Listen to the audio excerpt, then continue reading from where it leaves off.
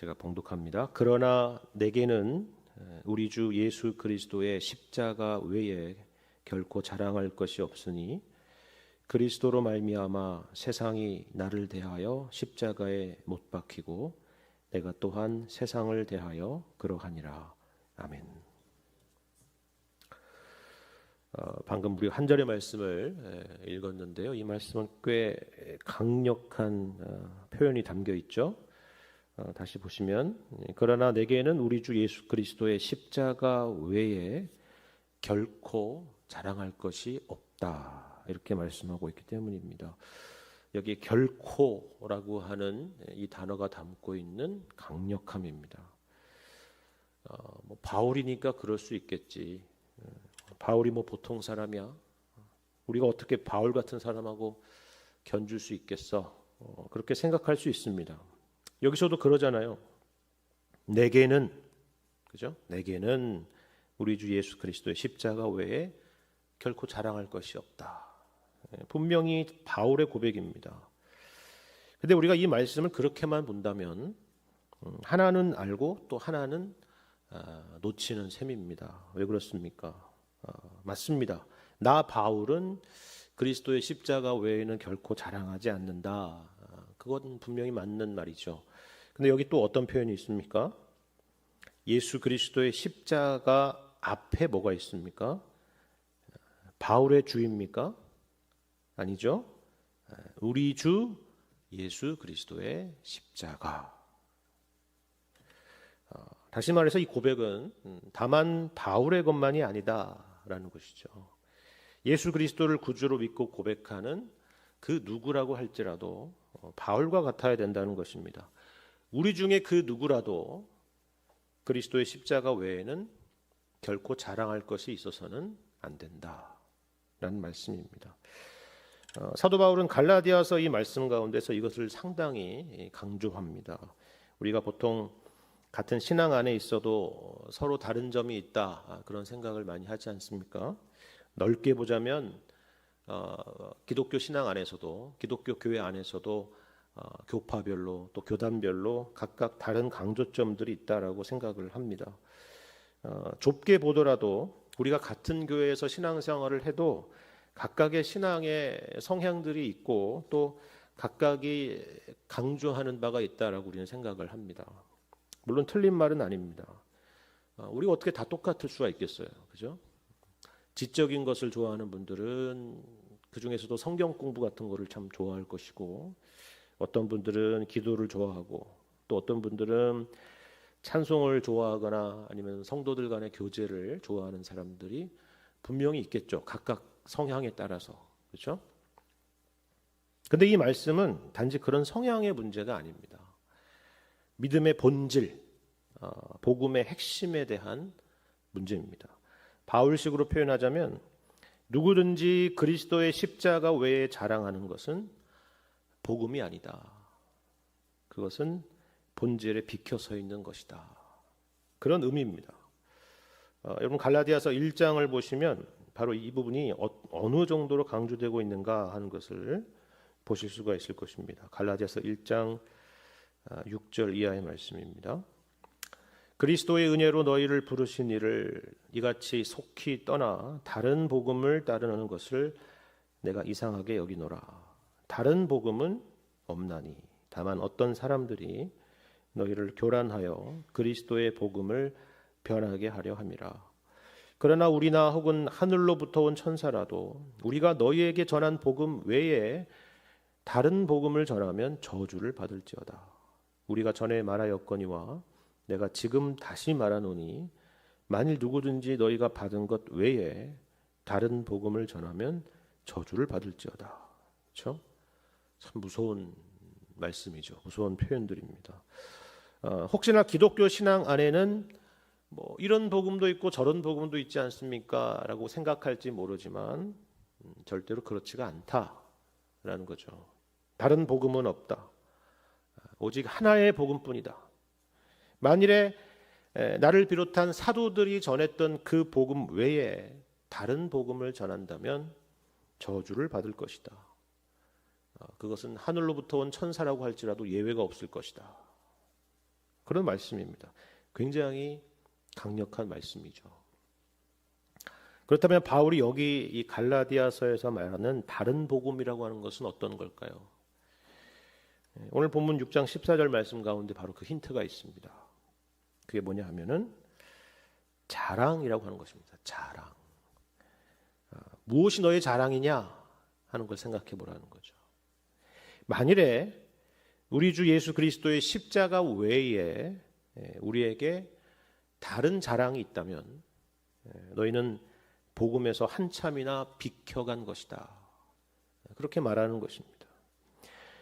그것이 만일에 복음이라고 하는 것으로 포장되어 있다라면 그것은 다른 복음이라는 거죠. 그것을 한번 생각해 보라는 것입니다. 흥미로운 것은 우리가 바울 서신들을 보면 이 갈라디아서를 포함해서 여러 다른 서신들을 통해서도 바울 서신들을 보면은 이 자랑이라고 하는 주제가 상당히 많이 등장한다는 걸 여러분 잘 아실 것입니다.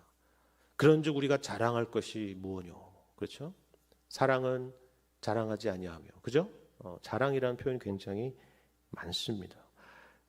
이 자랑이라고 하는 것은요, 무언가를 자기의 영광으로 삼는 것을 말합니다. 무언가를 중요하게 여기고 그것에 사로잡히고 그리고 그것에 지배당하는 것을 말하는 것입니다. 어렵게 표현하긴 했지만 사실 쉽게 얘기하면 우리가 자랑하는 그것이 바로 우리의 신인 셈입니다. 예수 그리스도를 자랑합니까? 그럼 예수 그리스도께서 우리의 신입니다. 우리 하나님이시죠. 그렇죠? 돈을 자랑합니까? 돈이 신입니다. 만몬이 신인 거죠. 사람들의 존경과 칭찬을 자랑합니까? SNS에서 팔로워가 많고 좋아요 사람들이 많이 누른 것이 여러분의 자랑입니까? 그렇다면 그것이 바로 신인 것입니다. 건강이나 외모나 그 어떤 것들을 자랑한다면 바로 그 자랑하는 그것이 우리의 신인 셈입니다.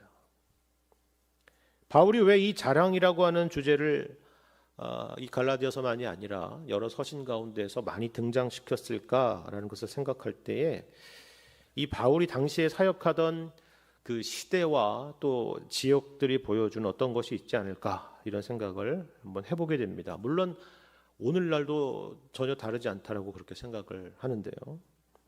바울이 사역하던 당시에 그리스 로마 시대 그리고 그 지역의 문화적인 특징 이런 것들을 한번 생각을 해보시길 바랍니다. 그 당시에는 인간의 능력과 위대함을 그 어느 시대보다 높이던 그런 시대 아니었습니까? 그것을 굉장히 자랑하던 그런 시대였죠. 예를 들어서 여러분 그리스 철학을 한번 생각을 해보십시오. 프로타고라스라는 철학자의 유명한 말이 있죠. 인간은 만물의 척도다. 그렇죠? 우리가 잘 아는 소크라테스나 플라톤이나 아리스토텔레스 같은 철학자들도 모두 다 인간의 이성을 기반으로 철학적인 사유를 했던 사람들입니다. 여러분 그리스의 조각상을 한번 떠올려 보시길 바랍니다. 요즘 같은 몸매가 아니잖아요. 그죠? 얼마나 완벽한 인간의 비율입니까? 그죠? 그들이 만든 심지어 여러 신상들, 신을 묘사하는 그런 신상들을 보면은 분명히 신들임에도 불구하고 어떤 형상으로 만들어요? 인간의 형상으로 만듭니다. 고대 그리스의 올림픽도 여러분 생각해 보십시오. 거기에는 인간의 신체적인 능력과 위대함을 담고 있지 않습니까? 사람들은 그 탄탄하고 강력한 그 몸과 그 운동 능력에 다들 감탄을 하는 것입니다. 이처럼 모두 다 인간적인 자랑이 있습니다. 그게 그 시대의 문화였습니다. 그리고 이 자랑이 있다라고 하는 것은 누군가와 비교할 상대가 있다는 말이기도 한 거죠. 그렇죠? 시상대에서 누군가가 면류관을 받는다면 그렇지 못한 사람도 있잖아요. 누군가는 우쭐해질 것이고 또 누군가는 좌절할 것입니다. 거기에 자랑이 있고 인생의 의미와 목표가 있었기 때문입니다. 그것이 바로 우상이었기 때문이죠. 그런데 바로 이들에게 복음이 들어가게 된 것입니다. 예수님을 믿게 된 것이죠. 십자가의 복음으로 말미암아서 그들이 구원을 얻게 되고 예수 안에서 진정한 자유를 경험하게 된 것입니다. 그런 것들이 나를 설명하는 것이 아니야. 나는 예수 안에서 새로운 사람이 되었어. 그렇게 고백하게 된 것입니다. 그런데 문제는 시간이 지나서 이들에게 다른 복음을 전하는 사람들이 등장하고 나타나면서 그들의 믿음을 뒤흔들기 시작했던 것입니다. 십자가만으로는 충분하지가 않아. 생각해봐. 그게 말이 되겠어? 어떻게 은혜로만 구원을 받을 수가 있어? 할례를 받아야지. 율법을 철저히 지키고 그리고 선행을 쌓아야 되지 않을까? 그렇지 않고서 어떻게 네가 구원을 받았다라고 할 수 있겠어? 그런 말들을 하는 거죠. 그런 말들을 듣는 것입니다. 처음에는 아니야, 우리 바울 선생님이 그렇게 가르치지 않았어 라고 말했겠지만 그런 이야기들이 점점 그들의 뇌리 속에 파고들었을 것입니다. 왜냐하면 그와 같은 가르침이 우리 인간의 본성에 더 잘 맞았기 때문입니다. 그렇지 않습니까? 근데 이게 당시 바울 시대에만 그랬던 것이 아니에요. 우리가 2000년 교회 역사를 살펴보면 언제나 교회가 건강하지 못했을 때에 등장했던 모습입니다. 지금도 물론입니다. 율법주의라고 하는 것은 이처럼 항상 매력적인 것입니다. 그리고 거기에는 항상 어떤 현상이 나타나느냐 하면 비교와 경쟁이 등장하게 되는 것입니다. 자랑이 나타나는 거죠. 너 이거 할 줄 알아? 너 이 정도 돼?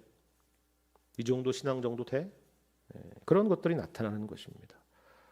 교회에서 그리고 우리의 신앙의 모습 가운데에서 그리스도는 사라지고 내가 남는 것입니다.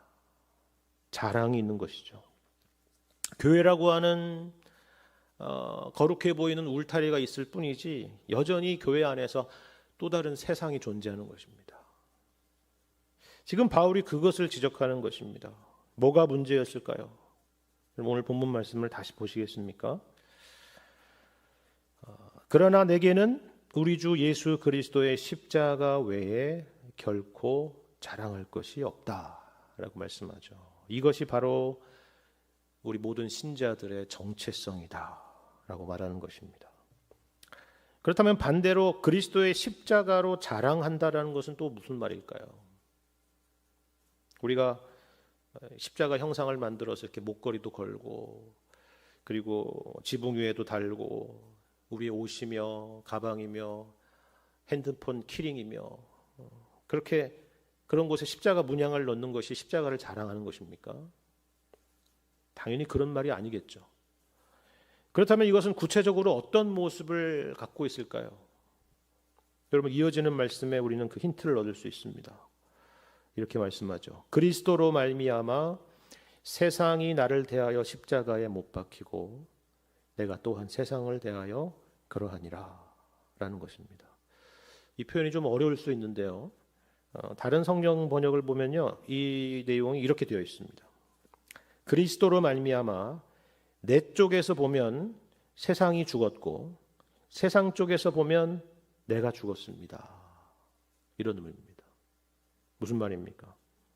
먼저 사도 바울의 편에서 보자면 바울이 예수님을 만난 이후에는 그 전에 그토록 대단하게 보였던 세상이 그 세상적인 가치가 이제는 무가치하게 보였다라는 것입니다.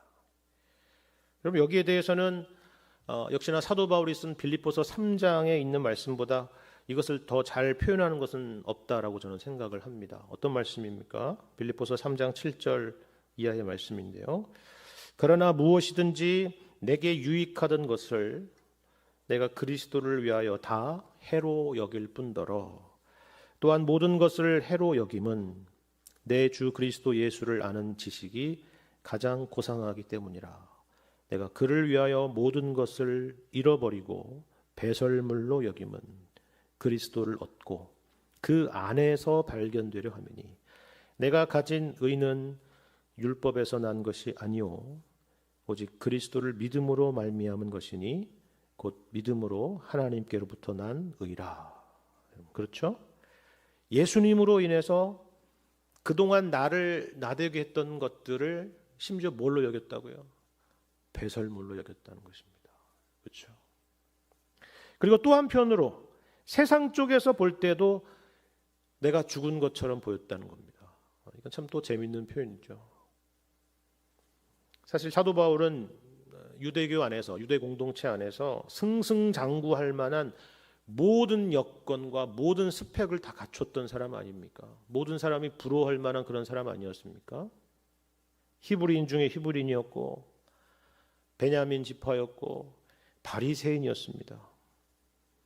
그리고 당시에 탑 스칼라였던, 당시에 최고의 석학이었던 가말리엘 문화에 있었던 최고의 엘리트였고 집안도 부유했고 더군다나 로마 시민이었습니다.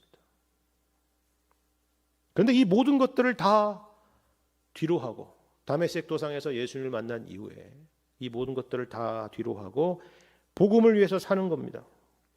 바울의 표현 그대로, 바울이 잘 쓰는 그 표현 그대로 예수 그리스도의 노예가 된 것입니다. 그렇죠? 이게 세상의 입장에서 봤을 때는 얼마나 미친 일입니까? 얼마나 바보 같은 일이에요. 그래서 사도행전 26장을 보면 베스도 총독이 바울한테 그렇게 말하잖아요. 바울아, 내가 미쳤구나. 내 많은 학문이 너를 미치게 하였구나. 근데 그때 바울이 뭐라고 대답합니까? 베스도 각하여, 제가 미친 것이 아닙니다. 참되고 온전한 말을 하는 것입니다. 저는 각하뿐만이 아니라 모든 사람들이 저와 같이 되기를 바랍니다. 그런 말을 합니다. 그렇죠. 세상과 바울은요 각각 서로에 대한 호감을 잃었습니다. 아니, 오늘 본문의 표현처럼 서로가 죽은 것입니다. 서로 십자가에 못을 박은 셈이죠. 이것이 바로 그리스도로 말미암아 세상이 나를 대하여 십자가에 못 박히고 내가 또한 세상을 대하여 그러했다라는 그 말씀의 의미입니다. 여러분, 오늘 우리가 함께 부른 찬송가도 바로 그런 것을 고백하잖아요. 이 세상 나를 버려도 나 두려움 없네. 내 한량없는 영광은 십자가뿐이라. 그렇죠. 바로 이 말씀에서 영감을 얻은 찬송입니다. 우리도 이 찬송처럼 그렇게 살고 싶습니다. 바울처럼 살고 싶죠. 구원받은 성도들이라면 지금 그렇게 잘 살고 있다는 것이 아니라 누구라도 그런 소원을 갖고 있지 않습니까? 세상에 없는 소원입니다. 그렇다면 우리가 어떻게 해야 될까요? 사도 바울은 우리에게 어떻게 권면하고 있습니까? 바로 우리 주 예수 그리스도의 십자가를 기억하라 하는 것입니다. 그렇다면 그리스도의 십자가를 기억한다는 것은 어떤 것일까요? 여기에 대해서는 우리가 잘 아는 갈라디아서 2장 20절 말씀에서 힌트를 얻을 수 있습니다. 이렇게 시작하지 않습니까? 내가 그리스도와 함께 십자가에 못 박혔다라는 것입니다. 우리가 그리스도와 함께 십자가에 죽었다라는 그런 의미죠. 우리의 옛 자, 우리의 옛 사람은 십자가에서 이미 죽었다는 것입니다. 예를 들면 이런 거예요. 좀 상상력을 발휘해 봅시다. 여러분이 행정복지센터에 가셔서 증명서를 떼어 보십시오. 여러분의 이름과 여러분의 생년월일을 말하면 아마 이렇게 말할 것입니다. 누구시죠? 기록이 없는데요. 그럴 것입니다. 왜요? 우리는 이미 죽었기 때문입니다. 대신에 사망 신고서가 있을 텐데 거기에 사망 일자를 여러분 보시면 2000년 전에 예수님께서 죽으신 그 날짜와 같을 것입니다. 그런데 놀라운 것은 그 동일한 날짜에 출생 신고서도 있는 거예요. 제가 무슨 말을 하려는지 아시겠죠? 그렇죠? 우리는 이미 그리스도와 함께 십자가에 못 박혀 죽었습니다. 죽었습니다. 그렇다면 거기에 우리가 뭔가를 쌓는다는 것이 과연 무슨 의미가 있을까요? 죽은 것 위에 우리의 옛 자아에 뭔가를 포장을 하고 우쭐하고 그리고 자랑하는 것에 무슨 의미가 있겠느냐 하는 것입니다. 우리는 이미 죽었는데요. 우리는 예수 안에서 죽고 예수 안에서 새롭게 태어난 존재들입니다. 이것만이 의미가 있고 이것만이 우리의 자랑이 되어야 될 것입니다. 세상이 우리의 마음을 흔들 때, 세상이 우리를 우쭐하게 하거나 반대로 우리를 우울하게 할 때, 세상적으로 자랑할 것이 많거나 반대로 자랑할 것이 없어서 심히 낙심하게 될 때, 오늘 이 말씀을 기억하시고 그리고 이렇게 마음속으로 외치실 수 있기를 바랍니다. 오늘 이 말씀 우리 다 같이 한번 읽어볼까요? 14절 말씀 다시 읽겠습니다. 내게는 우리 주 예수 그리스도의 십자가 외에 결코 자랑할 것이 없으니 그리스도로 말미암아 세상이 나를 대하여 십자가에 못 박히고 내가 또한 세상을 대하여 그러하니라. 아멘.